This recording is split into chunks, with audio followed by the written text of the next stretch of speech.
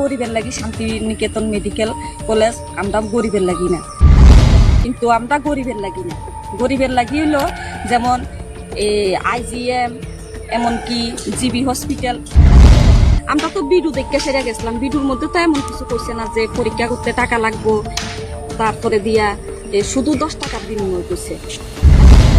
ত্রিপুরার স্বাস্থ্য পরিষেবা নিয়ে আবারও উঠছে প্রশ্ন। রাজ্যের বহুল আলোচিত ত্রিপুরা শান্তিনিকেতন মেডিকেল কলেজ, এই নামটি নিশ্চয়ই অনেকেই শুনেছেন। সামাজিক মাধ্যমে, ইউটিউব, ফেসবুক এবং ইনস্টাগ্রামে ব্যাপক প্রচারের মাধ্যমে ইতিমধ্যেই আলোচনায় উঠে এসেছে এই প্রতিষ্ঠান।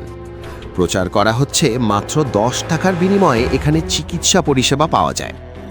তবে এবার উঠে এলো এক ভিন্ন অভিযোগ।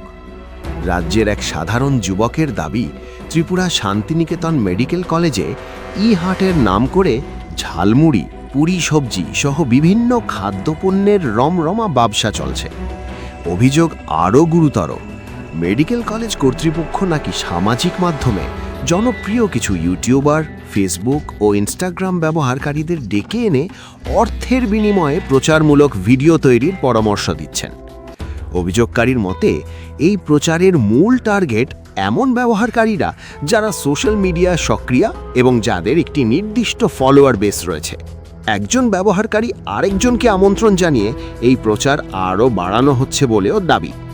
যদিও এটি প্রতিষ্ঠানের নিজস্ব ব্যবসায়িক নীতি হতে পারে, তবে প্রশ্ন হচ্ছে, যদি সত্যি 10 টাকার বিনিময়ে চিকিৎসা পরিষেবা দেওয়া হয় এবং সামাজিক মাধ্যমে মানুষকে স্বাবলম্বী করার উদ্যোগ নেওয়া হয়, তাহলে কেন এমন অভিযোগ সামনে আসছে?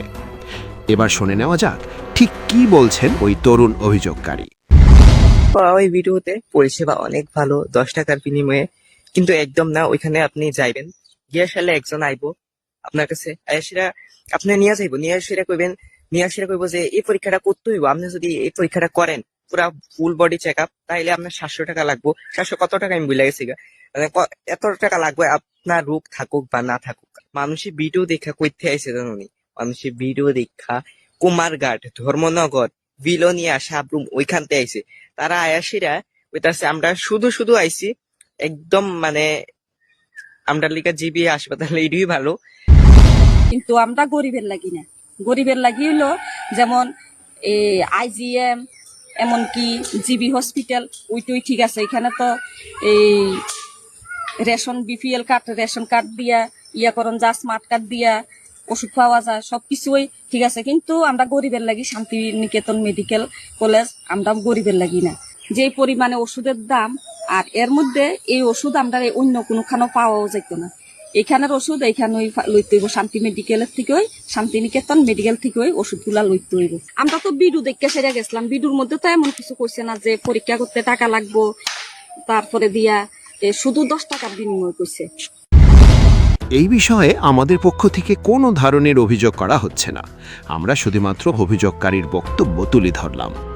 আশা করা যায় ত্রিপুরা শান্তিনিকেতন মেডিকেল কলেজ কর্তৃপক্ষ এই বিষয়টি গুরুত্ব সহকারে বিবেচনা করবেন।